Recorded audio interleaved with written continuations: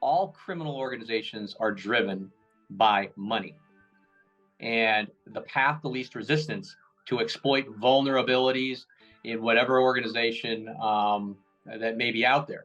So if you look at the Mexican drug cartels, yes, they're involved in narcotics trafficking and human trafficking, but they're also involved in a lot of other illicit business. If you look at terrorist organizations, and one in specific, East African Qaeda and Al-Shabaab in Minnesota, was involved in healthcare fraud. The fundraising mechanism for that terrorist organization, because I actually wrote the affidavit in the FISA that collected on it, which has been declassified now, the predicate offenses was healthcare-related fraud, wire fraud, mail fraud, bank fraud for Al-Qaeda.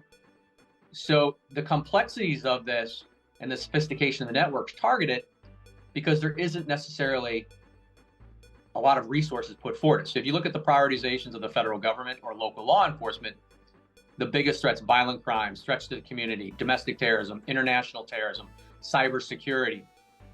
White-collar crime and healthcare fraud or insurance fraud is not the top of the stack. I was one of those that actually created the prioritization within the federal government. Yeah. So, Brian, there's a resource issue of it, and there's the complexity of white-collar crime.